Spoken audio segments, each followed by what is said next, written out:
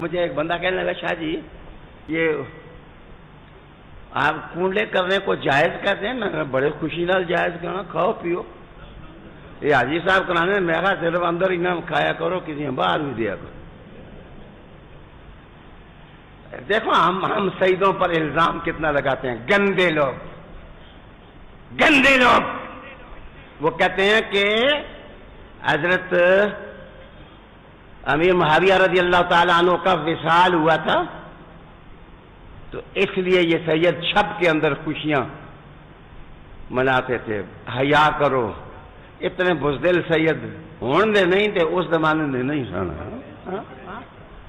سیدوں کو اب بھی تم نہیں چھیڑ سکتے ہو، تو اس زمانے کے سید تو کربلائی سید تھے۔ گندے الزامات سادات پر لگاتے ہیں۔ میں نے کہا اصل وجہ یہ تھی کہ سید خوشیاں منا ہی نہیں سکتے اس دن، اس لیے کہ اس دن یزید تخت نشین ہوا تھا، سیدہ نے خوشی منانے کی ضرورت تھی۔ سمجھو اصل میں یہ جو کنڈے ہیں نا، یہ حضرت امام جعفر صادق کو وہی جبہ پہنچا تھا اس تاریخ کو۔ جس وقت یہ جبہ آپ کو پہنچا تو کسی کو حضور کے جبے کی خوشی نہیں ہوگی، لیکن جعفر صادق کو اپنے جد کے جبے کی خوشی تھی۔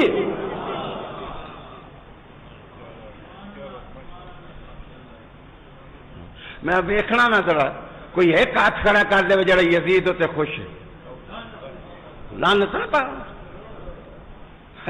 میرے استاد صاحب کو کسی نے کہا کہ ان کی ایک تقریر ہے کیسٹ، لعنت بر یزید، تو کیسٹ آپ دیکھ لیں، اس میں آپ نے 78 دفعہ کہا ہے لعنت لعنت لعنت لعنت لعنت لعنت۔ کسی نے کہا کہ پرانے بزرگوں نے تو سکوت برتا تھا، علامہ حریندہ نے کہا ماں سکوت نہ برتنا، ماں کوئی سکوت نہ برتنا، جس برتے ہو سی برتے ہو سی اصل ڈنکے دی چوٹ دنیا میں بھی کہیں گے۔ اور میرے استاد صاحب کہنے لگے جنت میں حسین کا قدم چوم کے اٹھوں گا کہ حسین دنیا میں بھی تیرے لیے تھا اور جنت میں بھی تیرے لیے ہوں، تیرے لیے ہوں۔ امیر معاویہ پر آنکھیں بند ہیں، امیر معاویہ پر آنکھیں بند ہیں، امیر معاویہ پر آنکھیں بند ہیں، خلاص آنکھیں بند ہو گئی، خلاص آنکھیں بند ہو گئی۔ ہم لوگ نہیں، ہمارا مطلب یہ مذہب ہی نہیں ہے، ہمیں بالکل ہم کو منع کر دیا کہ صحابہ کرام کے بارے میں کچھ بھی نہیں، ان کے آپس میں جو معاملات ہوا ان میں پڑھنا حرام حرام، خلاص آنکھیں بند ہو گئی۔ اندھیر نگری بھی نہ کرے، حق باطل بنا کے رکھ دے اور باطل کو حق بنا کے رکھ دے، یہ بھی نہیں ہے۔ اتنے فیڈر میں دودھ پینے والے بچے نہ بنو، نہ اتنے بدھو خود بنو، نہ بدھو امت کو بناؤ۔ یہ گڑبڑ کرنے کی اجازت نہیں، یہ منافقت اور مداہنت ہے کہ پتہ نہیں حق ادھر تھا یا معلوم نہیں حق ادھر تھا، یا یہ کہنا کہ دونوں طرف سے آبا ہیں، دونوں طرف حق ہے، ہم کچھ نہیں کہہ سکتے۔ نہیں، اتنے فیڈر میں دودھ پینے والے بچے نہ بنو، نہ اتنے بدھو خود بنو، نہ بدھو امت کو بناؤ۔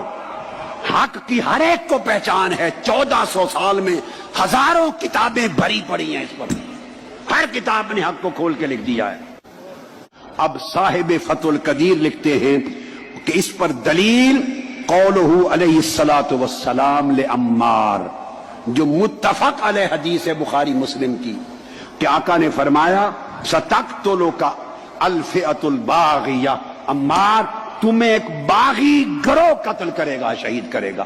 اب آقا علیہ السلام جس گروہ کو باغی کہہ دیں، دنیا میں کون مسلمان ہے محمد مصطفیٰ کا کلمہ پڑھنے والا اور خود کو مصطفیٰ کا امتی کہنے والا، جس گروہ کو مصطفیٰ الفئۃ الباغیہ کہہ دے، اس کے بعد وہ ان کے فیضان کے چشمے جاری کرے اور ان کی تقریریں کرے اور ان کے عرسوں کا اعلان کرے؟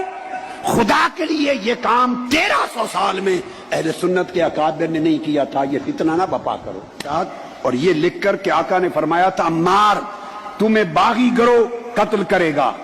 اب آگے یہاں بھی ڈنڈی مارنے کی اجازت نہیں کہ کون باغی تھا، کس نے قتل کیا، کس نے نہیں۔ کوئی کہہ سکتا ہے جی معلوم نہیں، میں کہا نہیں، اتنے بدھو نہیں ہیں کہ معلوم نہیں۔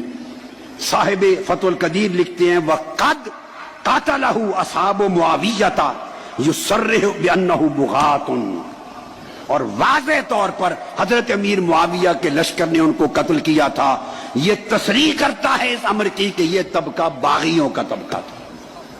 دیکھیے کسی کو شوق ہو مجھ پر فتویٰ نہ لگائیں, مجھ سے پہلے امام مرغینانی صاحب الہدایہ پہ لگائیں, امام ابو منصور بغدادی پر لگائیں, امام ابو المعین النصفی پہ لگائیں, صاحب شرح المواقف پہ لگائیں, صاحب شرح المقاصد پہ لگائیں, اور صاحب شرح عقائد نصفیہ پہ لگائیں. میں نے کل درجنوں کتب حافظ ابن جرسکلانی پہ لگائیں, امام عینی پہ لگائیں. میں نے آپ کو 1300 سال کی تاریخ علم کل پڑھا دی. ان پہ جو فتویٰ لگائیں اس میں میں بھی شریک ہوں. توبہ کر لینی چاہیے. دیکھیے شرعی حوالے سے شریعت نے یہ کنڈیشنز نہیں لگائی جو ہم برِ صغیر کے لوگوں نے اس کے لیے طے کر دیا ہے. مثلا ہم پہلے کہیں کہ اگر میں نیاز بنانا چاہتا ہوں تو اس کی کوانٹیٹی اتنی ہونی چاہیے. نہیں, اب ہر انسان حسب استطاعت ہے, اگر اس کی استطاعت زیادہ ہے وہ زیادہ اہتمام کر لے. اگر کوئی انسان کے پاس اتنی استطاعت بھی نہیں ہے, وہ مثال کے طور پہ ایک بندے کا اہتمام کر سکتا ہے, اسے بھی کھلا سکتا ہے, چنے پہ خشک چنے پہ کر لے. جی. اور دوسرا جو آپ نے کہا کہ شاید لوگ سمجھتے ہیں کہ میں نے حلوہ پوری بنانی ہے یا میں نے کھیر بنانی ہے تب ہی میری نیاز قبول ہوگی. ایسا بھی نہیں ہے. اگر مثلا میں نے گھر میں جو عام ناشتہ یا کھانا بناتا ہوں وہی بنا کے کسی کے سامنے پیش کر دیا ہے, اس کا بھی اجر و ثواب ہے. اور کوئی یہ سمجھے کہ میں نے رات کی تاریکی میں ہی یہ نیاز تیار کرنی ہے, ایسا نہیں. رات کی تاریکی ہو یا دن کا اجالا ہو, آپ اس کا اہتمام کر سکتے ہیں, اس لیے کہ ان کی نظر میں تو قبولیت کے لیے کوئی دن اور رات کا فرق نہیں ہے. اچھا وہ چھت کے نیچے اور چھت سے باہر وہ بھی ہاں, اور اگر ہم یہ کہیں کہ نہیں میں نے اسی چھت کے نیچے بنائی ہے تو یہیں پر ہی صرف میں کھلا سکتا ہوں یا میں باہر نہیں کھلا سکتا, نہیں, اس کے لیے کنڈیشن نہیں. ہاں اس چیز کا خیال رکھا جائے کہ ہم گھر سے باہر جس کو پیش کر رہے ہیں وہ اس کا احترام کریں. ایسا نہ ہو کہ وہ رزق کی توہین کرے, پھینک دے یا کہے جی یہ تو ناپاک ہے, جی یہ تو شرک والی چیز ہے. ہاں جی, اس کے احترام کا وہ شخص خیال کرے, ورنہ آپ ہر صاحب ایمان کو خود گھر میں کھلائے یا اس کے گھر تک پہنچائے.